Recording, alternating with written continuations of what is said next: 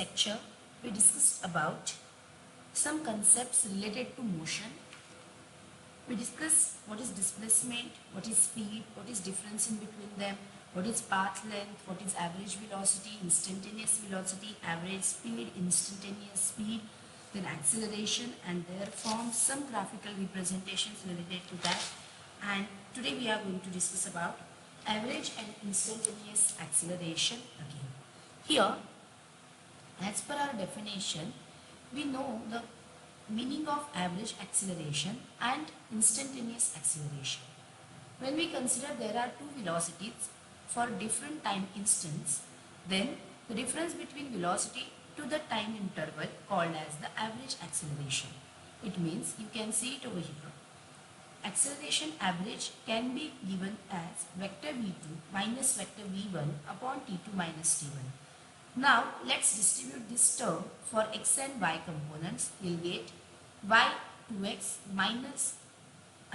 v2x minus v1x divided by t2 minus t1 I cap plus v2y minus v1y divided by t2 minus t1 into j cap, where we know that I cap and j cap are unit vectors for x and y component respectively.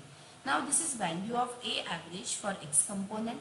This is value of y component A average. So you can write it as A average is equal to A average for x I cap plus A average for y I cap, j cap. Now according to vector form, we know that r is equal to under root rx square plus ry square. In that same manner, you can write A average is equal to root of A average x component square plus A average y component square, and tan theta, that is for direction, we can write A average of y divided by A average of x. Now instantaneous acceleration, we know that when time interval is extremely small and it goes to 0, that acceleration is called as instantaneous acceleration.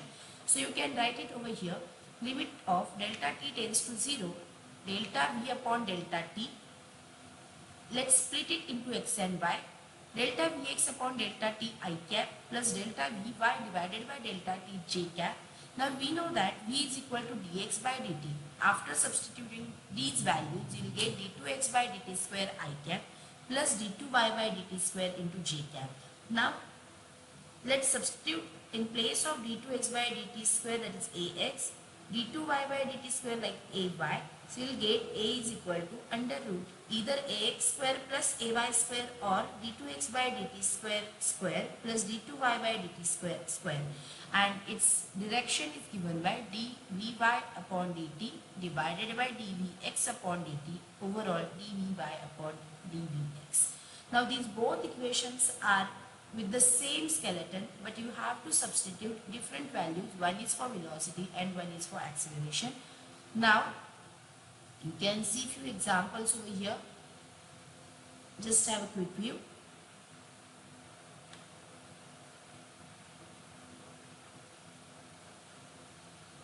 Fine. Now let's move towards next point. We already had enough discussion on this point. Let's discuss it again quickly. Equations of motion for an object traveling a plane with uniform acceleration. Now we know that there are three kinematical equations. We just have to discuss how it comes, from where we are going to derive it. Now we know that when we consider the plane is moving, the initial velocity we are going to consider as a u and the final is as a 0. So initial time period for initial velocity is t is equal to 0, and for final it's t is equal to t. Now we know that acceleration is equal to change in velocity upon time period. So it is given by v minus u upon t.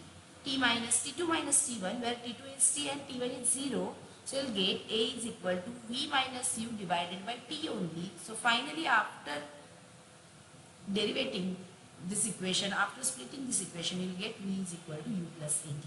Now displacement is given by, when we consider s is equal to ut plus half at square, at that time how it comes?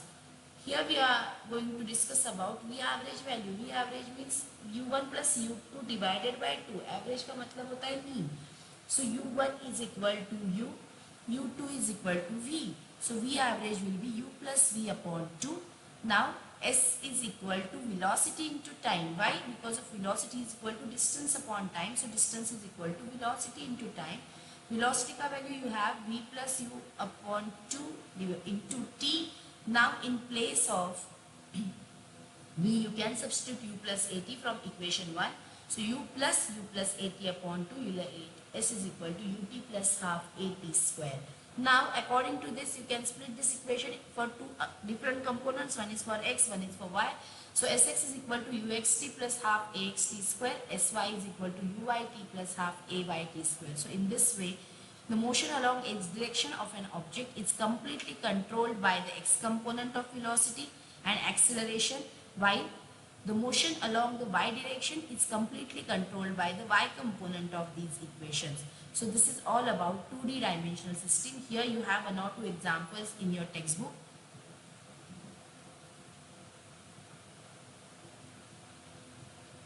And you can find out magnitude and direction. Now again the next point, relative velocity, we discussed already, but let's start again. What is relative velocity? When two objects moving in a plane can be defined in a way similar to that for objects moving along a straight line. The velocity related to object A is VA, let us consider, and with respect to B it's VB. Now when we consider the velocity of A with respect to B, it is given by VAB is equal to vector VA minus vector BB. Exactly similarly, if it's related to B but with respect to A, then VBA is equal to VB minus VA. Now let us consider there are n number of objects from A, B to Y, Z moving with respect to one another. Then their relative velocity is given by, from A to Z we are talking about, it's VAB. Why? Because of from A to B, then again B to C move, right? Then C to D, then whatever, then X to Y and Y to Z. So it is given by the summation of these all relative velocities. There is 1 or 2 examples in your textbook.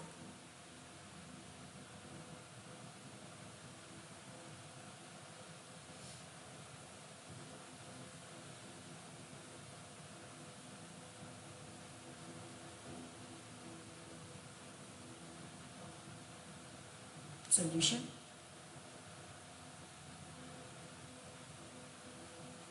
Now this negative answer is because of direction, not because of magnitude. Because of magnitude cannot be negative. But if 1 or 2 these velocities are traveling from one place to another in opposite direction, then that will be negative value. Fine. Now let's move towards the core part of this chapter, that is projectile motion, and we are going to discuss about what is projectile, what is trajectory, what is time period of this projectile, what is maximum height, horizontal range, as well as we are going to discuss about the path of projectile and why it will be the parabolic path. Now let's start one by one. Let's start with the first point, what is projectile. Now consider कीजिए आपके हाथ में कोई चीज़ है, आपने ऊपर फेंक दी, वो ऊपर फेंकने के बाद वो नीचे आती है, that is because of gravitational force. If you made a paper plane and try to move it, वो कभी ऊपर स्ट्रेट लाइन नहीं जाता और नीचे नहीं आता. It will cover some kind of curvy path like a parabolic path, right. If you throw the stone anywhere, then it will be again the same path. The bowler bowls a ball towards the batsman in cricket. A basketball player throws a ball towards the basket. All are illustration of projectile motion. So what is projectile then? So any object in flight after being thrown with some velocity is called projectile. And the path it covers is projectile path. Its motion is projectile motion. And we use such kind of motions in day-to-day life n number of times. Now, we discuss about some examples. In this motion, we have objects with given initial velocity moving under the influence of Earth's gravitational field. Right? The projectile has two components of velocity. One is horizontal and one is vertical. As per our knowledge, horizontal is along with x direction and vertical is along with y direction. Now, when we consider the acceleration due to gravity acts only along the vertical downward direction, we are going to consider A as a minus g, like downward vertical component A y, let us consider that we will consider as the minus g component. Now here you can see we are going to discuss these examples with one particular diagram. In this diagram, we are going to assume the initial velocity of the projectile is vector u, and that direction makes an angle theta with the horizontal. You can see it clearly over here. This vector u that is along with x direction is initial velocity, and it makes angle theta with horizontal. This projectile is thrown from the ground. We are going to consider these all things, and x-axis along the ground and y-axis along the vertical direction. Now let us consider x component, that is initial velocity component is u cos theta and vertical velocity component u sin theta respectively. Now we know that जहाँ से ये point P से Q तक आने की कोशिश करेगा, we are going to consider A as a minus G and Uy as the U sin theta. Now we know that the component of velocity at time t is given by Vx or Ux along with x component. We already discussed that component is U cos theta, and V is equal to U plus At. In place of A, we are going to substitute minus G, that is A y की जगह. So it will become U sin theta minus Gt. Now, if theta is in between 0 and 90 degree, it means it is greater than 0 but less than 90. The vertical component initially is in upward direction. From this place, when it will be at the maximum highest position point, it will start to become or travel in a downward direction. Now we know that displacement is given by velocity into time period. Let's start with horizontal displacement. Let us consider it as a Sx. If I consider Sx, velocity component is u cos theta and time period is t. So u cos theta into t, and vertical component will be S is equal to ut plus half at square. Again, in place of A, we are going to substitute minus G. So it will become Sy is equal to U sin theta into T minus half Gt square. And the direction of motion is given by tan alpha is equal to V by T upon Vxt. Now, we are going to consider that the vertical velocity keeps on decreasing as the projectile goes up and becomes 0 at that time, where the particle is at maximum position point. Then again it starts increasing in downward direction as the particle is falling under the gravitational force to the Earth's gravitational field with constant horizontal component, that is u cos theta. Now we are going to consider that the particle's original or starting position is O, highest peak point is P, and the lowest position is Q. So from O to P, velocity start decreasing, and from again P to Q, velocity goes on increasing. Now, horizontal and vertical components of velocity, we can see it at point A and at point B. If we consider there are two intermediate points, vector A or point A and point B, there are two components where Ux is the horizontal component and Vy is the vertical component of that particular motion or position. Vertical component decreases and becomes 0 at point P. After it changes the direction, its magnitude increases and becomes equal to Uy again at point Q. This everything we already discussed. Now let us consider from point O to point P, the time period of that particular projectile is T naught. From point O to highest peak point P तक पहुंचने के लिए उसको time period लगता है T naught. Same as from point P to point Q, again it will consider as a T naught. So overall time to complete this trajectory is T naught plus T naught, that is 2T naught. Now let's find out value of T naught first. Let us consider at highest point P, T is equal to T naught and Vy is equal to 0. Now we have equation Vy is equal to u sin theta minus gt.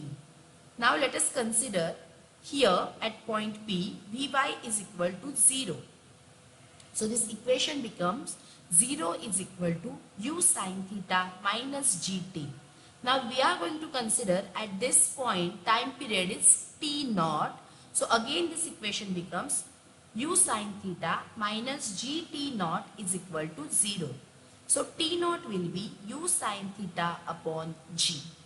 As we already discussed, both time periods for these trajectories, that is 0 to p and p to q, are similar.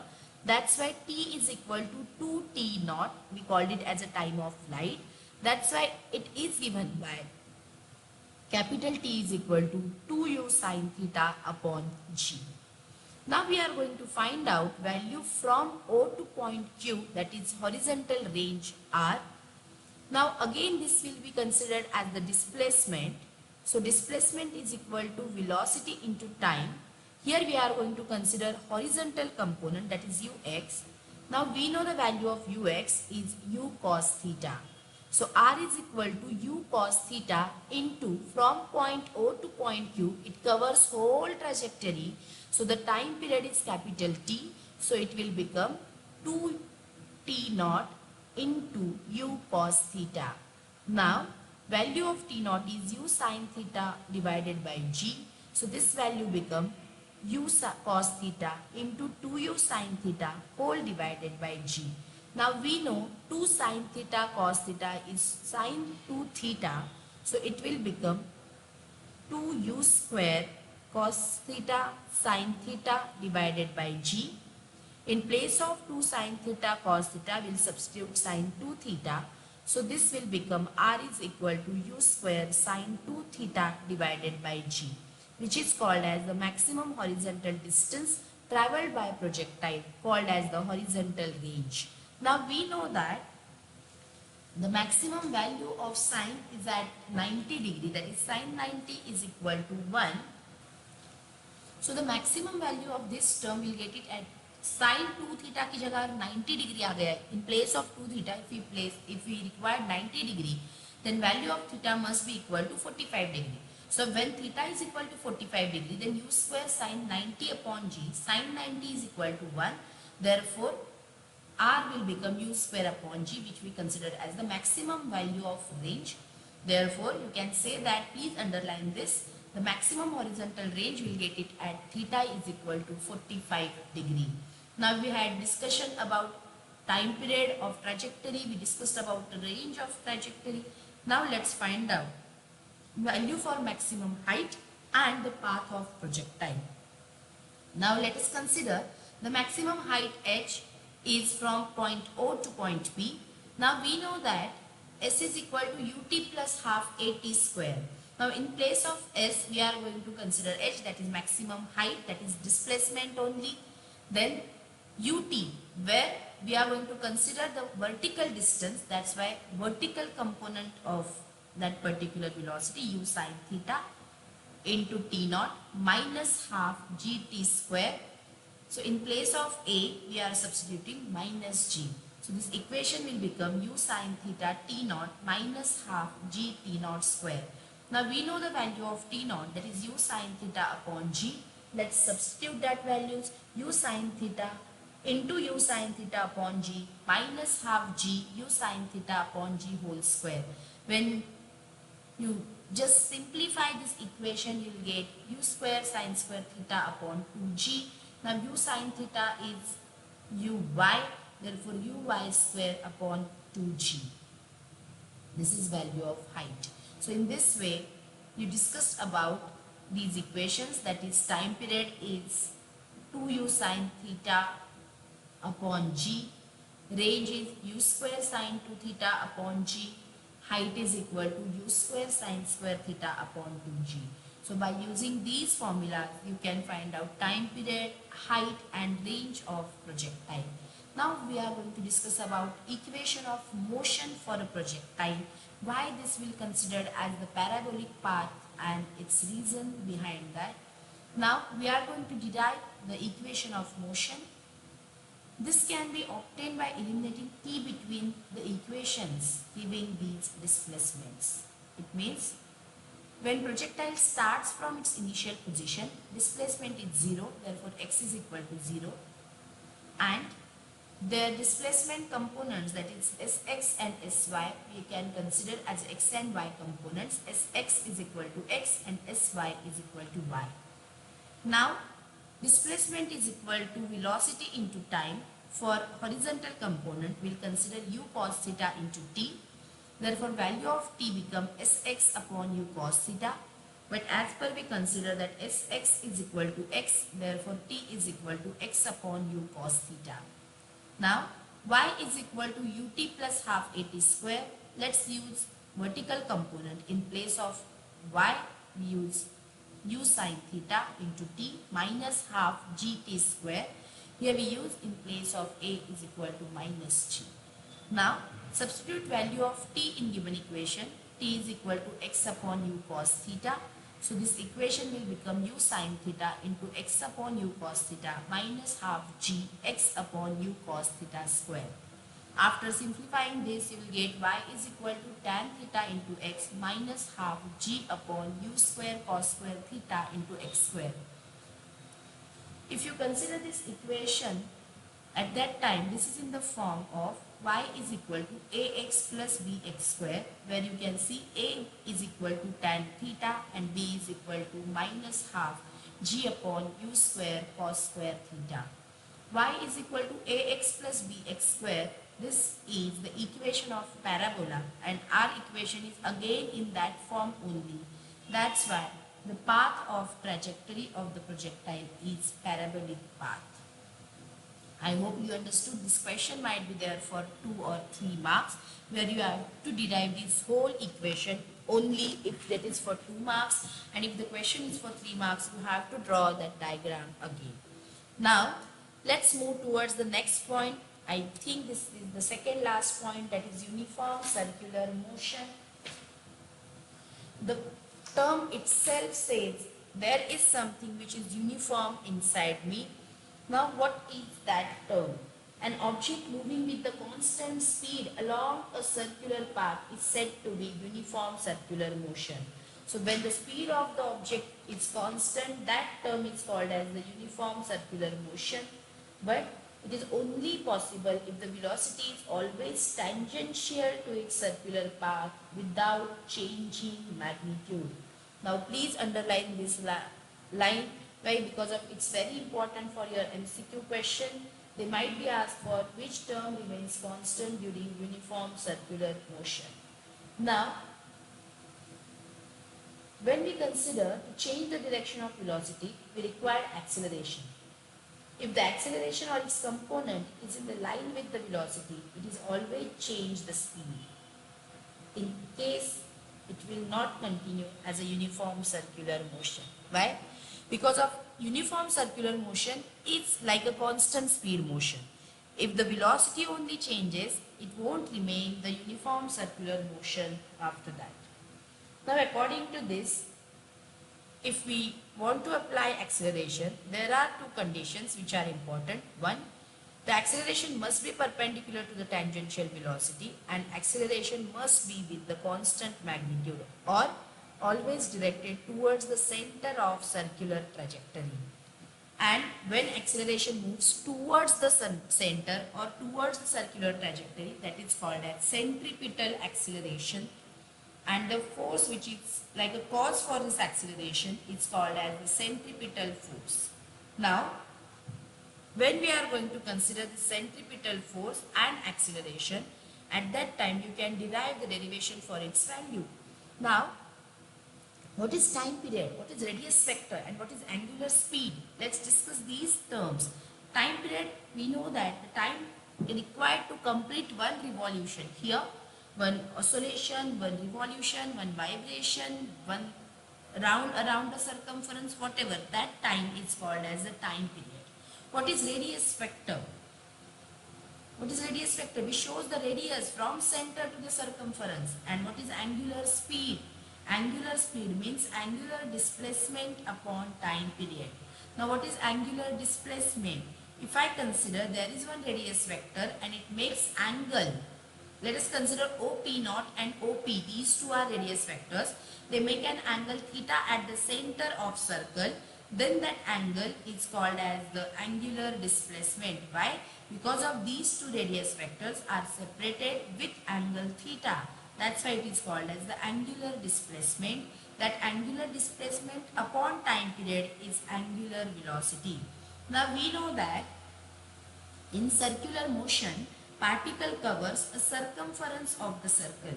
That's why t is equal to distance, that is 2 pi r, upon velocity, that is v, that v can be given as 2 pi r upon t. Now, we know that omega is equal to angle upon time, that is angular displacement upon time. This overall circle covers 360 degree, that is 2 pi radian upon t. In place of t, we have to substitute 2 pi r upon v. So it will become 2 pi upon 2 pi r upon v. 2 pi gets cancelled, remaining term v upon r. Now, what is value of angular acceleration over here? For that, we are going to consider there are two components. One is along with x-axis, one is along with y-axis. For that, we are going to choose the coordinates of xy plane. Consider center as a O. Initially, the particle is at P naught position on the positive x-axis. At time instant t, the radius vector of P makes an angle theta with x-axis. You can see that everything in given diagram, and that theta is equal to omega t. Why? Because of d theta upon dt is equal to omega, which is the value or definition of angular speed. Now let's split this particular into x and y components. R will become vector R is equal to r cos theta I cap plus r sin theta j cap. In place of theta, we have to substitute omega t. So this equation will become r cos omega t into I cap plus r sin omega t into j cap. Now, we know that v is given by displacement upon time. Here we are going to consider displacement as the position vector. So vector v is equal to dr bar divided by dt. Substitute value of r and take its derivative. Now r cos omega t, it's like a product. So use product rule over here. For product rule, first into derivative of second plus second into derivative of first. Now r minus omega sin omega t I cap plus omega cos omega t j cap. So this term after simplifying will get r omega into bracket minus sin omega t I cap plus cos omega t j cap. Again differentiate it for the acceleration, you will get minus omega square r cos omega t I cap plus r sin omega t into j cap. You can take this r again constant, minus r omega square in bracket remaining term I cap cos omega t plus j cap sin omega t.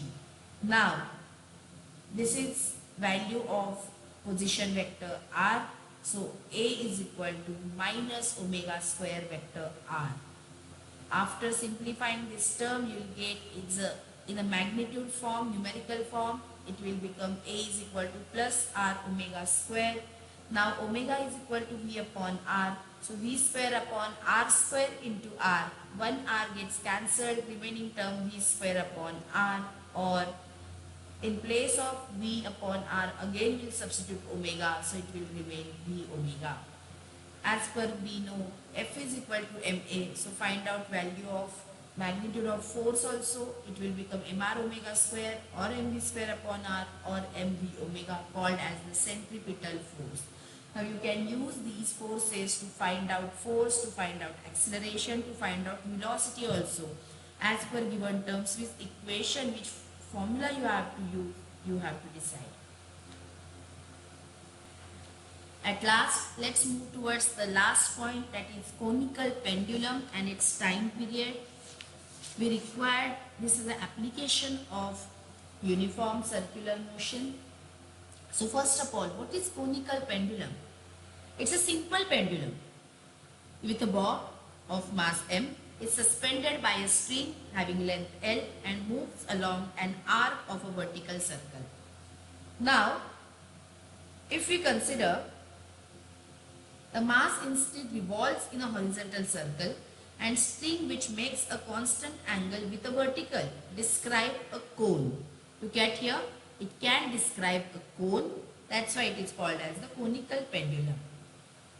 As shown in figure, we are going to consider that the forces acting on the bob of mass m are gravitational force mg, both are vertically downward forces, and due to tension T directed towards the support. So T sine theta is towards the support, mg is vertically downward, and one more component towards normal is T cos theta, which is vertically upward. For the bob to undergo the horizontal circular motion, we are going to consider radius as a r. Resultant force we require as a towards center force called as the centripetal force, and in other words vertical gravitational force must be balanced.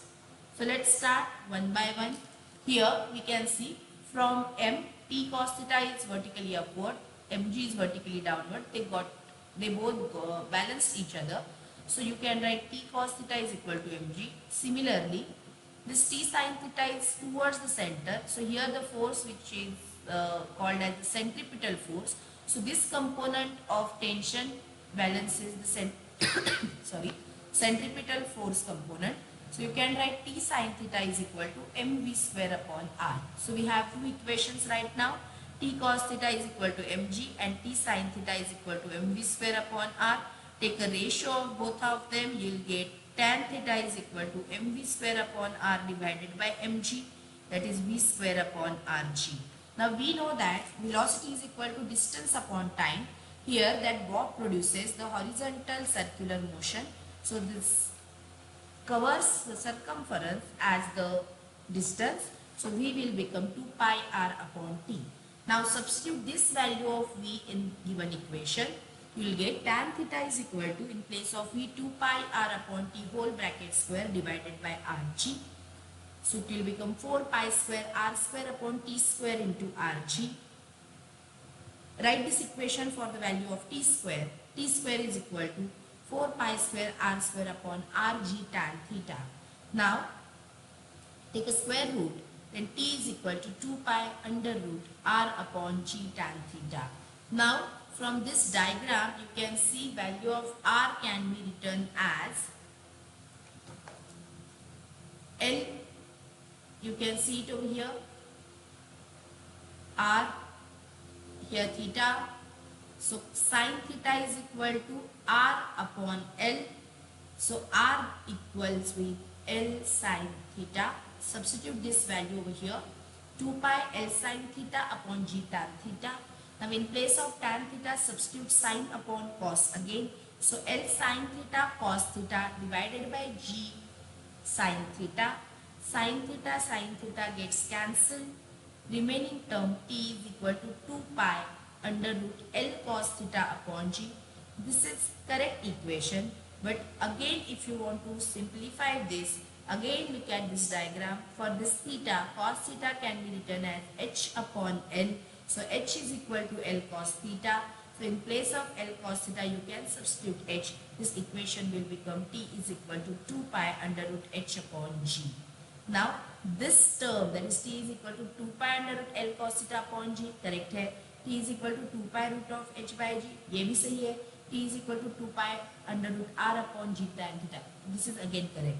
But just check what are given values in the numerical and which formula you have to choose. You are going to decide only. So in this way, we're done with this whole chapter.